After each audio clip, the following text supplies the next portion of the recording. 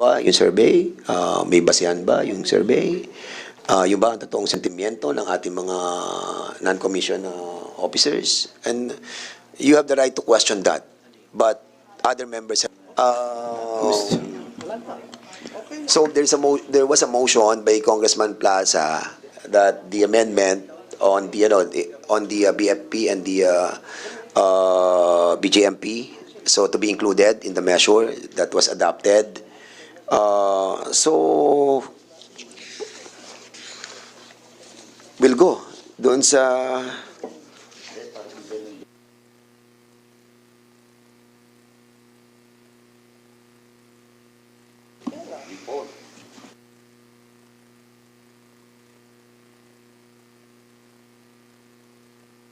Chairman.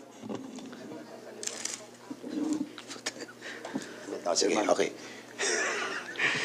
Chairman. Congressman Paduano is recognized. Thank you, Chairman. Anyway, just to be fair to everyone, no, especially to the motion that was made and duly seconded by Congressman Senator Busita. Mr. Chairman, can we direct the PNP to submit the result before the bill goes to the plenary for second reading? Kasi after this, dadaan pa naman to sa rules, no? Maybe next week. Kaya na ba, Jen, next week? Before we tackle this bill in the plenary for second reading. Mr. Yes, Chair, Mr. if Chair. I may, Congressman Paduano, sir, Go if ahead, I may. Congressman Busita. Go ahead. By the way, Mr. Chair, gusto ko lang pong i-remind ang PNP na yung motion ko po kanina, yung survey under the supervision of the NAPOLCOM. Hindi po yung kanilang sinasabing survey, Mr. Chair. Okay, can the NAPOLCOM and the PNP commits that the survey, result of the survey will be submitted to the committee before the bill goes to the plenary on second reading, and submitted to the committee secretary and copy furnish Congressman Busita. 220,000 lang naman yung ating mga di ba? Yung strength ng ating organization. Mr. Chair, yes or no lang naman ang survey eh. O kaya magano kayo what do you call this? Online survey or Viber group survey? Things like that. And as a matter of fact, kung halimbawa ang sentiments ng ating mga junior officers ay sabihin nila na they are against it, still, it might be considered by the Congress and it might not be considered by the Congress. Kasi ano rin naman yan eh, kasi babalansin mo din talaga eh. I think, Congressman, we need to recognize the wisdom of our Chairman Acop. Chairman Acop, siguro it's time for you to say something because you're the oldest and the senior. At alam na alam mo ang sentimiento ng ating mga kapulisan. And I think and I believe that this committee must hear your manifestation. Thank you, Mr. Chair. Magandang hapon po sa atin lahat. The way I understand it is that the Honorable Busita, soon to be Senator, ay nag-object dun sa 57 years. Would that be correct? No, Mr. Chair. Ang gusto ko lang po, yung sentiments ng rank and file ay may consider. Kasi, Mr. Chair, nung nasa service pa ako, napag-usapan na po yan eh. And majority of them, hindi pabor dyan. And yesterday, Mr. Chair, when I received the notice, ang dami kong tinawagan, lahat po sila, hindi po mapabor. Ang motion ko lang, Mr. Chair, is to conduct survey under the supervision of NAPOLCOM so that yung interest, Mr. Chair, ng rank and file, ay may consider natin. Kasi po, ang interest ng, ang wisdom ng sponsor is to protect the moral and welfare of PNP personnel. Eh, paano naman, Mr. Chair, kung contrary doon sa wisdom ng sponsor, yung magiging result nito. And ang tinitingnan po natin dyan, not only the personnel of the PNP, but their families, to include the BJMP and the BFP. Bakit po natin mas bibigyan ng weight yung, with respect to our colleagues and other personnel na pabor dito, dapat po, Mr. Chair, ay consider natin yung moral and welfare ng personnel, hindi yung interest ng iilan. Again, Mr. Chair, personally, hindi ako against dito. Ang gusto ko lang, Mr. Chair, na iparating sa Honorable Committee and the sponsor yung sentiments ng rank and file. So, Mr. Chair, kung after the survey, ang lumabas po is, majority is yes, so be it. No comment na po ako. Yun lamang po, Mr. Chair. Thank you. Thank you, Your Honor, Mr. Chair. May I ask NAPOLCOM, have you conducted a survey? For the NAPOLCOM, Mr. Chair, we have not conducted the survey. You have not. Yes, Mr. Chair. How about the Philippine National Police? Have you conducted a survey? For the Philippine National Police, Mr. Chair, we are starting to conduct a survey. Hindi pa po natapos. But you must remember that the motion of the Honorable Busita is that the survey will be supervised by NAPOLCOM. We take note of that, Mr. Chair, so we will compare with NAPOLCOM on the type of survey that will be made, Mr. Chair. Now, doon sa reklamo ng mga underclass, may I know the underlying logic behind their nonconformity with this provision to increase the retirement age of uniformed personnel of the Philippine National Police from 56 to 57?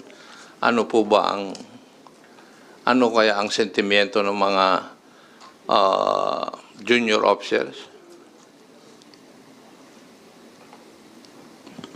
Mr. Chair, ang isa po sa sentimento nila, sinasabi nila na ang mga may gusto lamang po nito ay yung mga officers na sabihin nating ano ba tawag dito? Yung kasi merong, we cannot deny, Mr. Chair, there are officers na talagang sabi nga, pag nakalinya ka, maswerte ka. Pag simple ka, kahit nagtatrabaho ka ng maayos, second class ka. Isa po yan. Pangalawa, Mr. Chair, sabi nila, especially yung intelligence personnel, and personnel assigned in intelligence and operations and police station, Mr. Chair, hindi normal ang trabaho ng police, Mr. Chair. We all know that. So, unlike other personnel ng ibang agency, medyo relax, pero sa police, iba po yan eh. So, ibig sabihin, Mr. Chair, ang gusto nila, yung bang, kumbaga, Mr. Chair, satisfied na sila doon sa retirement age na 56 eh. Hindi na po sila interesado na mag-57 pa. At some of them, alam naman po natin, Mr. Chair, magre-retire na lang, madidisgrasya pa. So, marami pong sentiments. Ito po ay pinaparating ko lang on behalf of the rank and file personnel from the PNP, Mr. Chair. So, again, Mr. Chair, personally, hindi ako against dito. Gusto ko lang iparating yung boses ng rank and file personnel ng PNP. And dahil sinama na po yung BGNP and Bureau of File, so we should consider also those personnel from other bureaus, Mr. Chair. Kasi po, Mr. Chair, for the information of my senior officer, General Acop, sir, yung pong survey form na ginagamit nila, may details eh, may unit assignment. Alam po ni General Acop, Mr. Chair, pag nag-no ko, baka madaming nag-no sa personnel ko, mamalasim pa ako. Talaga namang may minamala sa PNP. Sasabihin, di ka nagko-cooperate. You wait until you become. Rank has its own privilege. Sir, yes sir. Yung pong kultura na yon, nandiyan pa rin, Mr. Chair. Kaya, ang sinasuggest ko po, simple na lang yung survey. Yes or no. May box dyan. Yes or no. Lalabas po dyan yung ano ang gusto ng majority so that we can easily decide. Sino po ang po-protection na natin? Sino susuportahan natin? Yung majority, siyempre, para sa moral and welfare nila and of course, their families. Especially, Mr. Chair, banggitin ko lang po, yung mga assigned sa PNP SAF. Siguro, once a year, twice a year lang ma-meet yung pamilya niya. Pag mamalasim pa, hindi na sila magkikita. Oh. So, yun po, maraming sentiments, Mr. Chair. Yan po ay ilan lamang sa nabanggit ko. Maraming salamat po, Mr. Chair. Thank you, Your Honor, Mr. Chair. Alam naman po natin nung dinidiscuss natin ito, yung insofar as the Armed Forces of the Philippines is concerned, nung pinasa yung law na yun. The reason was not because of yung rason ng mga members ng Armed Forces of the Philippines. Ang original bill na yun was 60. 60. Pero nag-object yung mga members of the Armed Forces of the Philippines. So it was lowered down to 57. But the real reason there was that government was having a hard time insofar as our expenditures are concerned. Yun naman ang tunay na dahilan eh. Nung diniscuss yung AFP law. Oh. Ang dahilan nun is to give a leeway, a breathing spell for government to settle yung problema natin ngayon dun sa pagre-retire ng ating mga members ng uniformed services. Yun naman ang tunay na dahilan nun eh. Hindi po yung kagustuhan ng mga membro ng Kwan. Doon sa AP bill, yun nga, ang inayawan lang nila is yung 60-year-old. Masyadong mahaba. Yun ang sabi ng mga members of the Armed Forces of the Philippines. So binabaan sa 57 and there was no objection to that. Yun ang kanon. But the real reason why there was a bill para mabigyan yung leeway o breathing spell yung ating economic managers. Kasi namumroblema na sila dun sa pondo ng mga retirement. Ganon naman ang dahilan. So, sumunod yung PNP. Unfortunately, it was part of it was part of a provision of a bill vetoed by our president. Now, our leadership in the House would want na para hindi na maistorbo, hindi mabivito, to be at par with the other uniformed services like the Armed Forces of the Philippines, isa na lang na provision yung ipapa-approve natin. Ito naman ang rational ng bill na ito para wala ng objection. So, I think, pare-pares naman ang magiging situation pa rin It will never change. Why? Nadagdagan lang naman ng 1 year Di ba? Yung sinasabi ni Honorable Busita ng mga problema, it would still be there. Wala namang karapatan na maaalis sa bawat uniform service. Di ba? Wala. Kasi sabay-sabay naman na 1 year ang may increase yung kanilang pagsiservisyo I do not see any change dyan sa Kwan. Kasi the way I look at it, yung mga problema na sinasabi yan, it is internal to the PNP as an organization. So depende sa NAPOLCOM at saka leadership ng Philippine National Police kung paano nyo sosolvin yung mga problema. Di ba ganun? Now, if the Honorable Busita is very aggressive insofar as the conduct of a survey is concerned, may I know from NAPOLCOM and the police, how long would that survey take?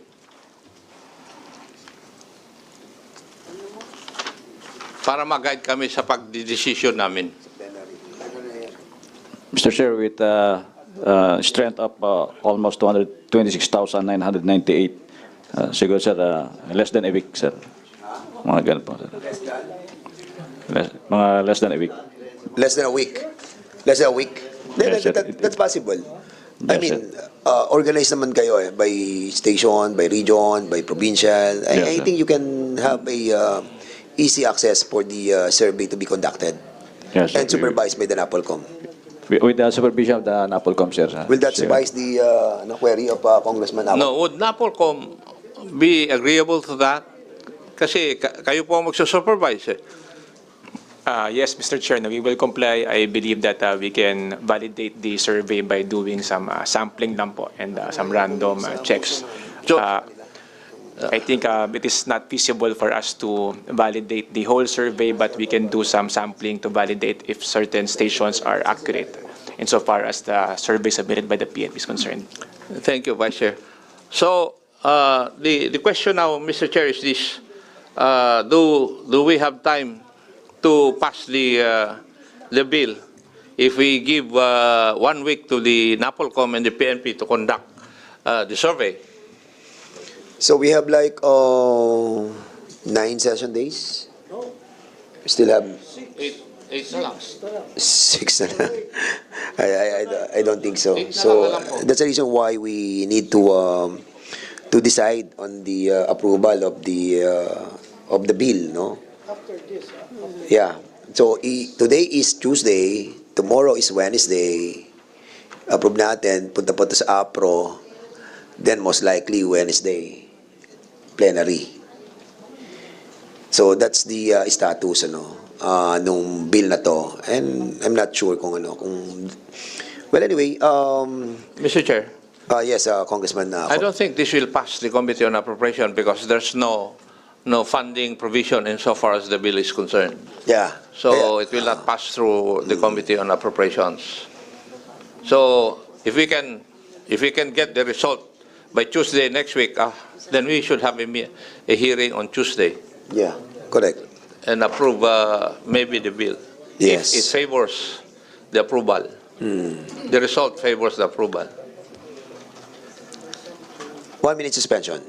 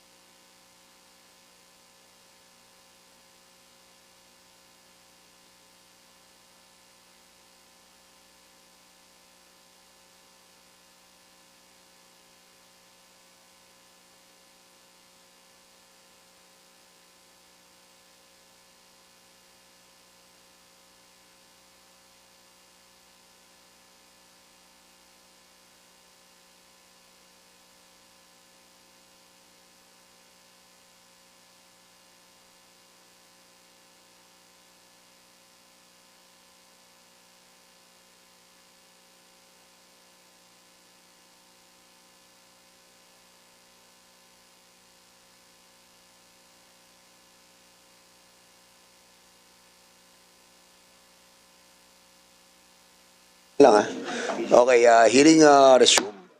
So we'll be proceeding to the amendment of the measure A while ago, there was a motion to include the BJMP and the Bureau of Fire on the existing provision of the measure. Unfortunately, we haven't changed the title of the bill. So may I hear the motion of Chairman Ako, please? May I know if there are representatives of the BFP and BJMP around? So, hindi po pwede.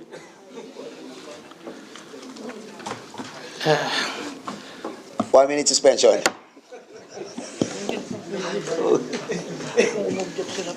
Hindi, approve yun dati. Sir, yan nga yung ano eh. Hindi.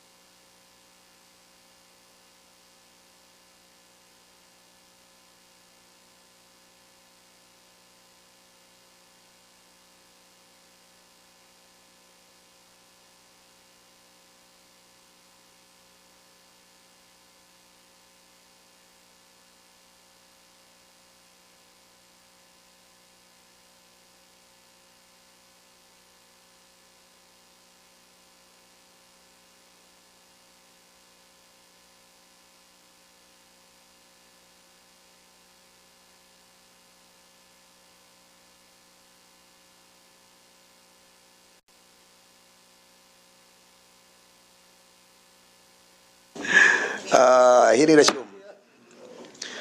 Okay, with that, a minute of suspension, we have discussed some pertinent issues on the measure.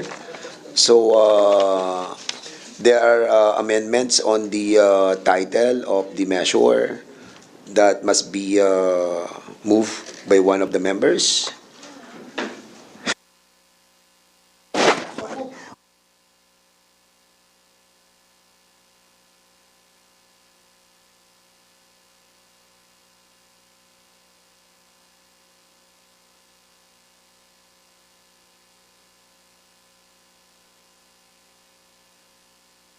Okay, so any motion for the inclusion of the Bureau of Fire and Bureau of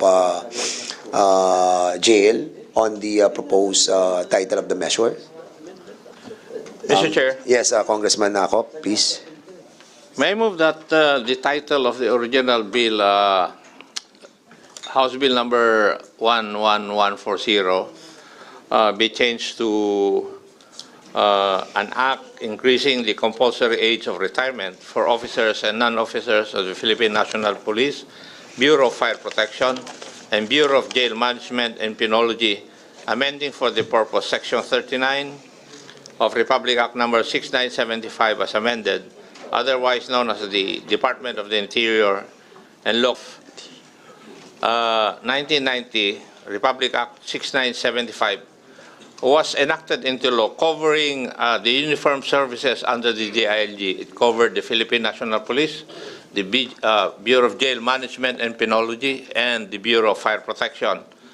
Second reason why I am moving for this, Mr. is that this was already approved by the House and the Senate when we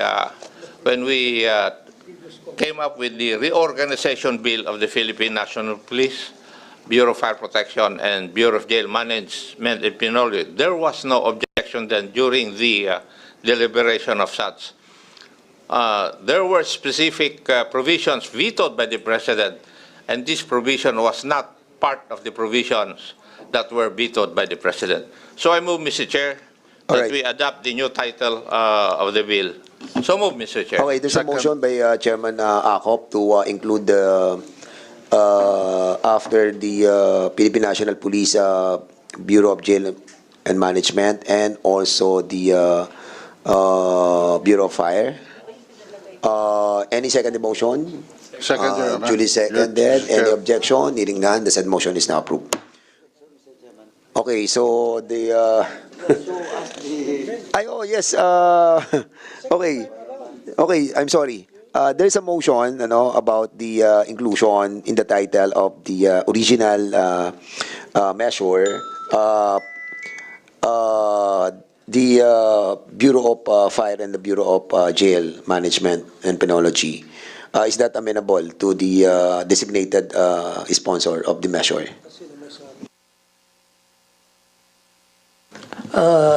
This representation is acceptable regarding the amendment proposed by the Honorable Akop, Mr. Chair. All right. So since there is no objection from the designated sponsor, and since we have already approved the motion of Chairman Akop, so the final amended title of the measure is an act increasing the compulsory age of retirement for officers and non-officers of the Philippine National Police, the BJMP, the Bureau of Fire, amending for the purpose Section 39 of Republic Act Number 6975, as amended, otherwise known as the Department of Interior and Local Government Act of 1990. All right. So, okay na tayo sa title, okay na tayo sa provision. Motion to include the proposal amendment of the PNP. Wala pa tayong motion doon. Wala pa. So, Chairman Ako, please. Mr. Chair, there's a communication from the Philippine National Police which would amend Section 39 of Republic Act 6975. And may I read the amendment proposed by the Philippine National Police? Uniformed personnel who have less than 1 year in service upon the effectivity of this act shall have the option to retire at the age of 56 and shall be considered compulsory retired. Yeah. Okay. I think this is the proposal of the Philippine National Police, and I move that this should be included in the... Duly seconded. Any objection? Hearing none, the said motion is now approved. Okay, so any other amendments that this body wanted to be included in the House Bill number 1140? If no other amendments, we will Chairman. be proceeding to the Chairman. approval of the said measure. Congressman Paduano, please. Can we recognize the representative Mr. from Chair, CEC? may I be recognized? Thank you, Mr. Chair. Attorney Civil Service Commission, Yes, please. Mr. Chair. In relation to the recommended amendment from the PNP as approved by the committee, Mr. Chair, there was a previous discussion a while ago about how it will be interpreted. On one hand, Mr. Chair, there is a perspective from the committee that, as worded, it will only be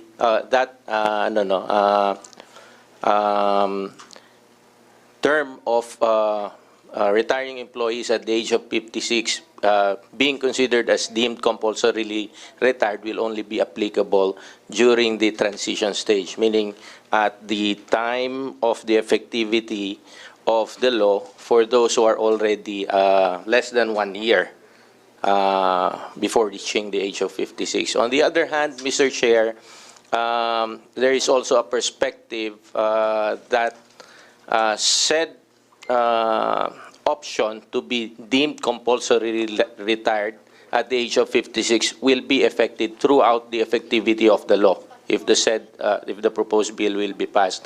May we just comment, Mr. Chair, that if the committee is inclined to adopt the second interpretation of the proposed provision, it may be the first time that this will happen, Mr. Chair, because in other retirement laws, particularly when it identifies a compulsory age of retirement, it identifies a single indefinite year of such compulsory age of retirement, Mr. Chair. So in other words, sinasabi mo that there are no options I'm not saying, Mr. Chair, that there's no option because at the end of the day, it's the wisdom of the Of this committee. the Congress Correct. that will determine how any provision of the bill will be interpreted. I'm just stating that, Mr. Chair, for as additional input for the consideration Clarity. of the committee, Mr. Yeah, Chair. okay, we Thank you. understand. We understand. Thank you so much for that input. Oh, any other matter that this committee wanted to discuss? Tanungin mo, anong... Ba talaga ang interpretation doon? Yun. Ate, Mr. Chairman, just for Okay, the record. Congressman, Chairman ako. Hindi. Chairman, Ano ba talaga ang interpretation doon? Oh, yung 57, yung 56 na compulsory retirement only for 1 year upon effectivity of this bill as stated by the PNP, or it can be interpreted that you can opt to retire at the age of 56 or 57? Oh. Hindi, we asked the PNP. I think Yeah. PNP can answer that much more clearly. Sige, sir, General Okubo. Yes, Mr. Chair. You have the floor. What we mean here, sir, is that, as said, those who have less than 1 year in service upon the effectivity of Act shall have the option to retire at the age of 56 and be considered as compulsory retired during the transition period only, sir. 1 year. And after that, lahat na, sir, will retire at 57. Yan po yung ibig naming sabihin, sir, dito. Kaya nga. So, yung... Mr. Chair? yes, so yung uniform, man. Mr. Chair? No, yes, Congressman Acop. Sige, please. As it is, the proposal of the PNP would have two interpretations according to the civil service. Tama po. No, Mr. Chair. What I expressed a while ago is an observation based on the perspective kanina po na lumutang sa committee. Dalawa po kasi yung lumutang na perspective kanina from the honorable members of the committee. So I was just expressing that as regards the second perspective na throughout the effectivity of the law, magiging compulsory retired ang 56 at ang 57. Sinasabi po natin na kung sakali po na yun po ang isusulong ng committee, this may be the first time na magkakaroon pong ganun ng provision on compulsory retirement sa isang batas. Kaya nga po, siguro, meron po ba kayong recommendation para mas specific Yes. to suit the purpose or the proposal of the Philippine National Police? Mr. Chair, on the part of the Civil Service Commission, perhaps it will be more in keeping with previous retirement laws as well as equal protection of laws if the interpretation to be adopted by the committee is to provide for that transition period lang po, in the sense that yung mga tatamaan po na supposedly due for retirement at the age of 56 na at the time of the effectivity of the law will be allowed to retire compulsorily. Thank you, Mr. Chair. Which is the intention of this proposal? Apparently, that's also the intention And that's of what the they're trying to explain to us. General Ocobo, Mr. Yes, Chair. correct, Yes, Mr. correct. Chair. Thank you po. In other words, itong sinabi po nilang proposal is entirely correct because may certain period of time lang, yung tatamaan lang doon sa period of within a year. Correct? Okay. Okay. So, kaya nga ngayon tumama na. Mr. Chairman, allow me to ask the CAC lang po. Can you cite any provision in the law that will violate, if ever, that will be two optional age for retirement? As compulsory retirement,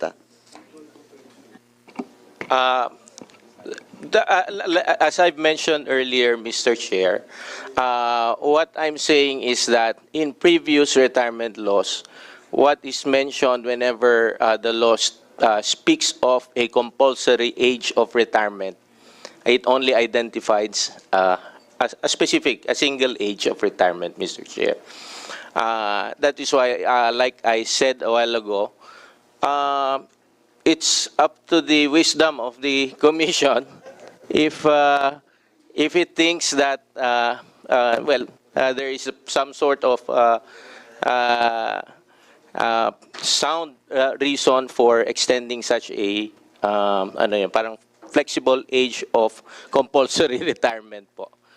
But like I mentioned, Mr. Chair, in previous retirement laws, the laws only specify a single age of compulsory retirement. But there's no such mother law that specifically provides that only one. I don't know return of one. dates. I don't know of any law No. that provides that, So, Mr. Chair. baka pwede invoke lang pag may nag-question yung equal protection rights. I'm sorry, Mr. Chair. Kasi yung lahat kasi na agencies in government is 56, di ba? Specifically 56 as of now, except for the AAP. Hindi po, Mr. Chair. Other branches 65 of government are covered by other retirement laws. Po. Ang iba po, o karamihan po rather, ay covered po ng GSIS law, which sets the compulsory age of retirement to 65 po. So Mr. what Chair. you're trying to imply is that it might set a precedent in some agencies as well, most likely. Mr. If Chair, ever I that we cannot will say be, that if it ever will that set... Sorry, if ever Mr. that Chair. we will be adopting this amendment, no, other agency might adopt it. Yun pong transition po ba, Mr. Chair? Yes, a transition. Yes, probably, and Mr. Chair, it may be adopted in future laws where the retirement age will be, will be changed, if only to accommodate that transition period po, Mr. Chair. Mr. Chair? Mr. Chair, Chairman Ako, please. I think the proposal of the Philippine National Police is very specific already. And it pertains only to those people grouped as those PNP personnel who have less than 1 year in the service upon the effective day of this law. Correct. May specific naman po yung qualification eh. So, I think I move that we Yes. approve this proposal of the Philippine National Police to be included in the bill. So Okay, move, Mr. Chair. finally. So there's a motion to include the proposed amendment by the PNP in the proposed measure of the Speaker and the other members of the Congress. Any I second the second motion, motion? This Mr. Chair. was duly seconded. Any objection? Hearing none, the said motion is now approved. All right. So any other matter that this Congress wanted to discuss?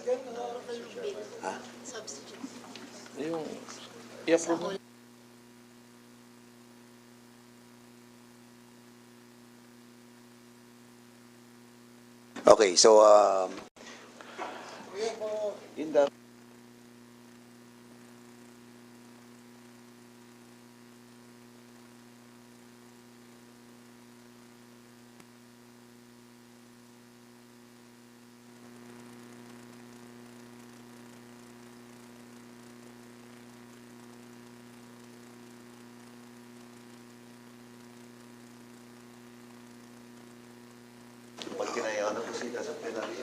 okay, so we need a motion for the substitute bill.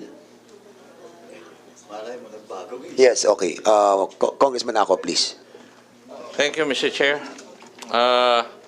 After hearing the comments of the members and the resource persons who have all expressed their support for the bill, may I move that we approve the bill subject to style and amendments? So there's a motion to approve the bill subject to style and amendments. Any second motion? There's a second motion. Any objection? Hearing none, the said motion is now approved. Okay. Any other matter? I move for the adjournment, Mr. Chair. So adjournment. So there's a motion to adjourn this committee hearing, duly seconded. Any objection? Hearing none, this hearing now is now adjourned.